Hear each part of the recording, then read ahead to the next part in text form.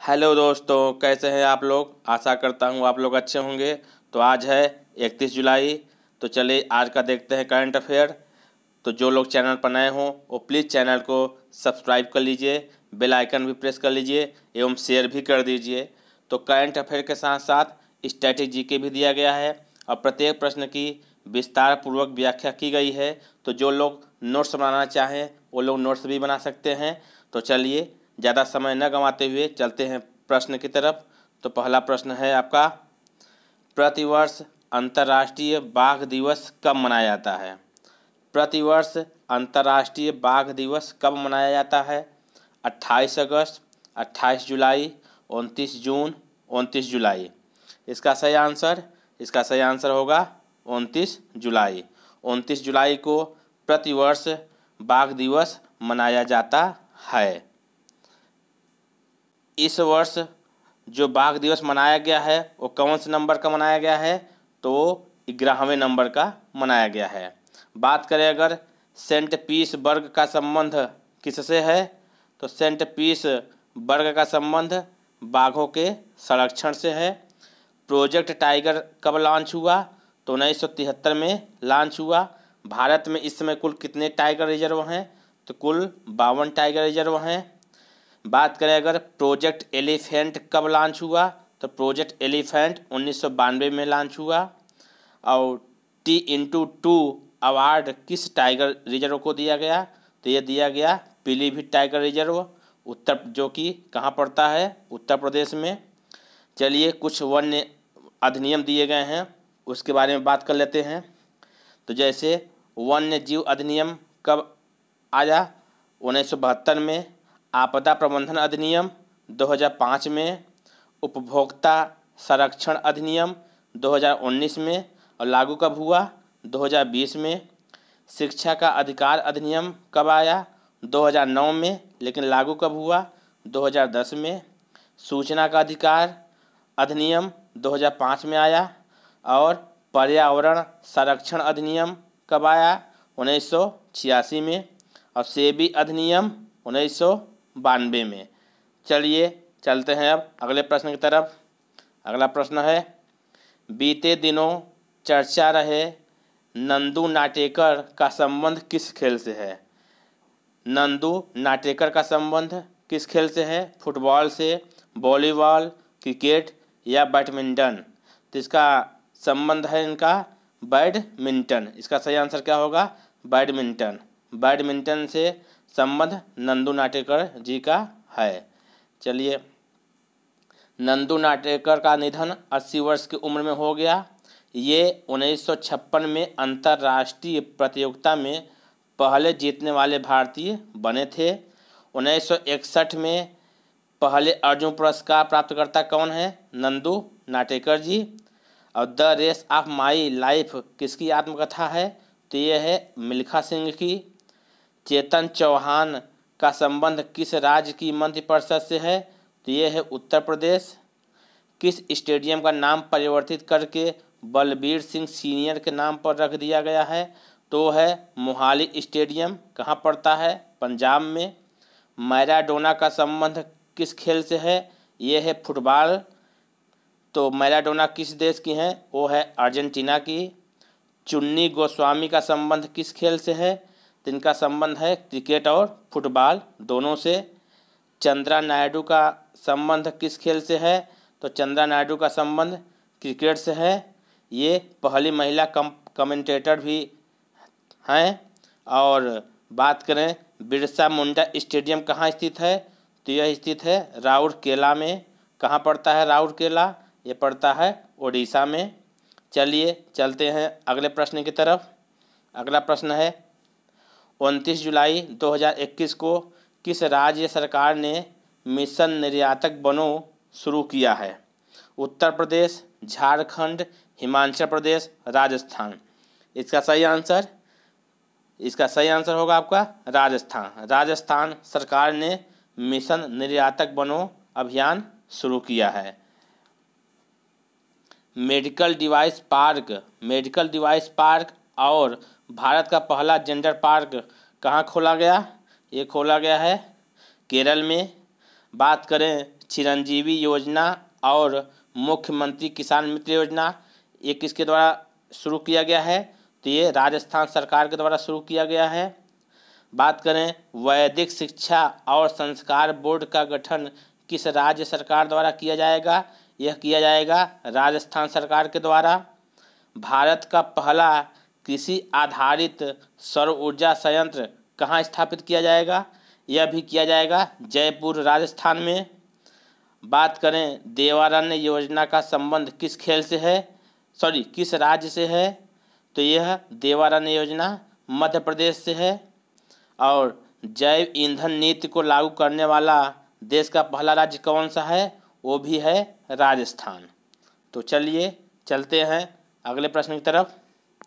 हाल ही में किस tiger reserve को अर्थ गार्जियन श्रेणी में NatWest group earth heroes का पुरस्कार मिला है? Panna tiger reserve, Manas tiger reserve, Satpura tiger reserve, Pilibhit tiger reserve. इसका सही आंसर होगा Satpura tiger reserve. Satpura tiger reserve इसका सही आंसर है। सतपुड़ा टाइगर रिजर्व मध्य प्रदेश के होशंगाबाद जिले में स्थित है। भारत का 52वां टाइगर रिजर्व कौन सा है? वो है रामगढ़ विषधारी। कहाँ पड़ता है ये? बूंदी राजस्थान में। भारत में 2018 की जनगणना के अनुसार कुल कितने बाघ हैं? तो कुल हैं 2967 बाघ। और टाइगर स्टेट ऑफ इंडिया और टाइगर मैन ऑफ इंडिया किसे कहा जाता है? तो ये कहा जाता है कैलाश सांखला को। मेट्रो मैन ऑफ इंडिया किसे कहा जाता है? तो ये कहा जाता है श्रीधरन को। चलिए कुछ बात कर लेते हैं टाइगर रिजर्व के बारे में। जैसे कान्हा और पन्ना टाइगर रिजर्व कहाँ है? ये मध्य प्रदेश में। बांदीपुर टाइगर रिजर्व कर्नाटक में।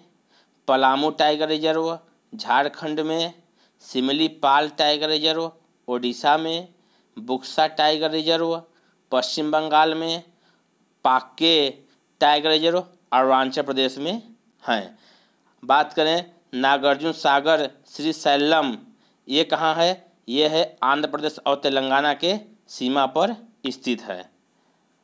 आंध्र प्रदेश और तेलंगाना की सीमा पर स्थित है। कौन सा? नागार्जुन सागर श्रीशैलम बांध। चलिए चलते हैं अगले प्रश्न की तरफ। 27 जुलाई 2021 को शहरोज काशिफ K2 गार्डविन पर चढ़ने वाले दुनिया के सबसे कम उम्र के पर्वतारोही बन गए हैं। यह किस देश से संबंधित हैं? यानी यह किस देश के हैं? अफगानिस्तान के, भारत के, बांग्लादेश या पाकिस्तान के? तो इसका सही आंसर होगा पाकिस्तान के। पाकिस्तान के शहरोज काशिफ जी हैं जो कि K2 पर चढ़ने वाले दुनिया के सबसे कम उम्र के पर्वतारोही बन गए हैं। माउंट किलिमंजारो को फतेह करने वाली एशिया की सबसे युवा पर्वतारोही कौन है? वो हैं ऋत्विका श्री। बात करें उत्तरी अमेरिका की सबसे ऊंची चोटी कौन सी है? वो है माउंट डेनाली। यूरोप की सबसे ऊंची चोटी कौन सी है? वो है माउंट अल्बुज। अंटार्कटिका की सबसे ऊंची चोटी कौन है? Mount Vinson Massif. एंडीज पर्वतमाला की सबसे ऊंची चोटी कौन सी है? वो है माउंट एकांगुआ। चलिए चलते हैं अगले प्रश्न की तरफ।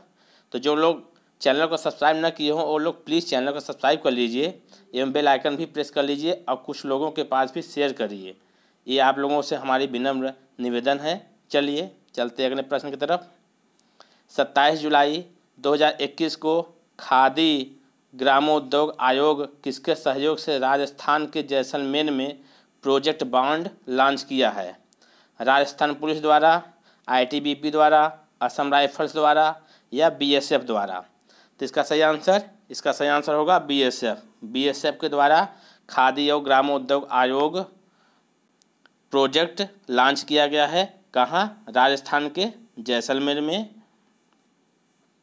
चलिए देखते हैं खादी और ग्रामोद्योग आयोग की स्थापना कब हुई थी? 1956 अधिनियम के द्वारा हुई थी। इसके अध्यक्ष कौन हैं? इसके अध्यक्ष हैं विनय कुमार सक्सेना।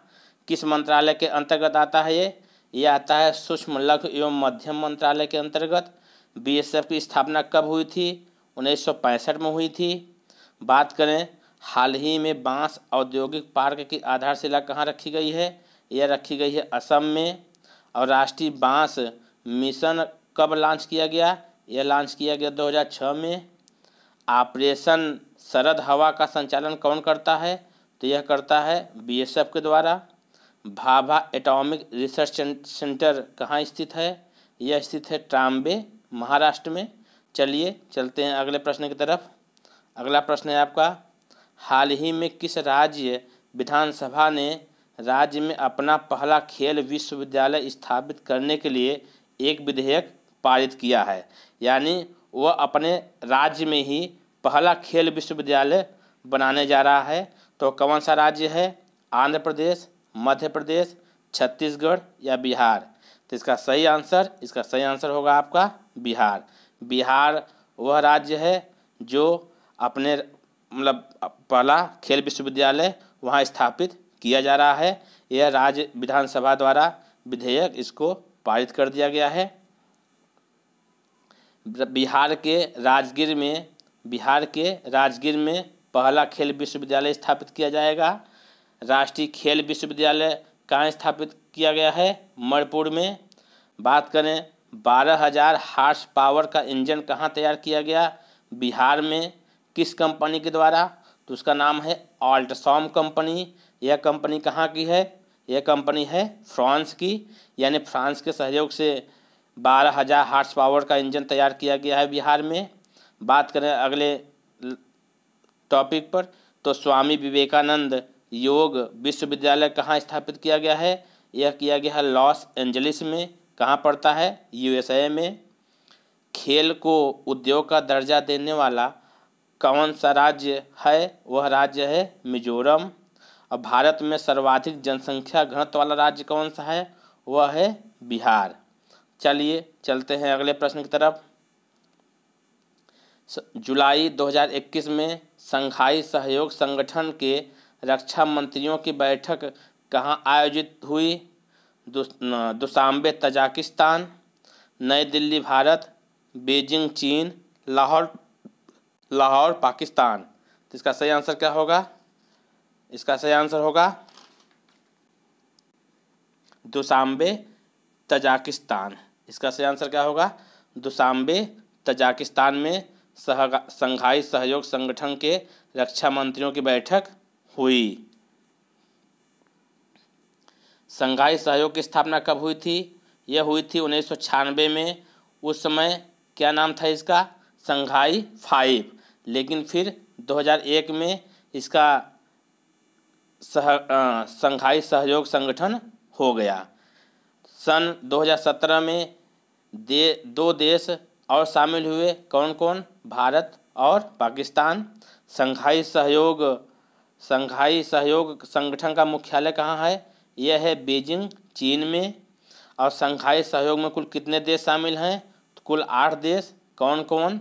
चीन, कजाकिस्तान, किर्गिस्तान, रूस, उज़्बेकिस्तान, तजाकिस्तान, भारत और पाकिस्तान। कुल 8 देश शंघाई सहयोग में शामिल हैं। 2023 में G20 की बैठक की अध्यक्षता कौन करेगा? वो करेगा भारत। और G7 की बैठक कहाँ आयोजित की गई? वो की गई कार्नवाल के अंदर। और कार्नवाल कहाँ पड़ता है? इंग्लैंड में। आसियान की बैठक कहाँ आयोजित की जाएगी? ये की जाएगी बंदरसिरी बागवान। कहाँ पड़ता है ये? ब्रुनई में। चलिए चलते हैं अगले प्रश्न की तरफ। अगला प्रश्न है, 29 जुलाई 2021 को राष्ट्रीय शिक्षा नीति 2020 को 1 साल पूरे हो गए। राष्ट्रीय शिक्षा नीति 2020 को किस शैक्षिक पाठ्यक्रम का प्रणाली के आधार पर विभाजित किया गया? तो इसका सही आंसर क्या होगा? 5+2 या 5+3+4, 5+3+4+3 या इनमें से कोई नहीं। तो इसका सही आंसर होगा 5+3+3+4। इसका सही आंसर होगा। राष्ट्रीय शिक्षा नीति पहली बार कब आई? 1968 में। फिर उसके बाद 1986 में। और फिर अभी हाल ही में 2020 में। भारत के पहले विधि आयोग के अध्यक्ष कौन थे? वो थे मैकाले। और किस मंत्रालय का नया नाम शिक्षा मंत्रालय कर दिया गया है? वो कर दिया गया है मानव संसाधन विकास मंत्रालय का। और सफल का अर्थ क्या है? ये इसका अर्थ है मूल्यांकन करना। अभी ये मोदी जी लाए हैं इसको। और वर्तमान में शिक्षा मंत्री कौन है? तो वर्तमान में शिक्षा मंत्री धर्मेंद्र प्रधान हैं। अब भारत के प्रथम शिक्षा मंत्री कौन थे? तो भारत के प्रथम शिक्षा मंत्री थे डॉक्टर APJ अब्दुल कलाम। कब से कब तक? तो ये थे 15 अगस्त 1947 से 22 जनवरी 1958 तक। तो लगभग ये 10 वर्ष और 5 माह तक इनकी कार्य अवधि थी। चलिए चलते हैं अगले प्रश्न की तरफ। अगला प्रश्न है MC मैरी कॉम जो भारत की अनुभवी मुक्केबाज खिलाड़ी हैं किस राज्य से संबंधित हैं? उत्तर प्रदेश, मध्य प्रदेश, हरियाणा, मणिपुर। तो इसका सही आंसर होगा मणिपुर। तो मैरी कॉम जो हैं वो किस राज्य से हैं? वो हैं मणिपुर से। चलिए MC मैरी कॉम 6 बार वर्ल्ड चैम्पियनशिप बन चुकी हैं। 33वें बात करें अगर 33वें जो कि 2024 में आयोजन होगा ओलंपिक खेल का, वो किस देश में होगा? तो होगा पेरिस में। और ओलंपिक लोरेल पुरस्कार किसे दिया गया? वो दिया गया मोहम्मद यूनुस को। और टोक्यो पैरा ओलंपिक में ध्वजवाहक कौन था? वो थे मरियप्पन थंगा वेलू। तो चलिए ये थे आज का करंट अफेयर। तो कैसी लगी वीडियो? अगर आप लोगों को वीडियो अच्छा लगा हो तो प्लीज़ चैनल को लाइक, शेयर तथा सब्सक्राइब जरूर करिए। और पूरा वीडियो देखने के लिए आप लोगों को धन्यवाद। तो चलिए मिलते हैं अगले दिन नए वीडियो में नई ऊर्जा के साथ। तब तक के लिए जय हिंद।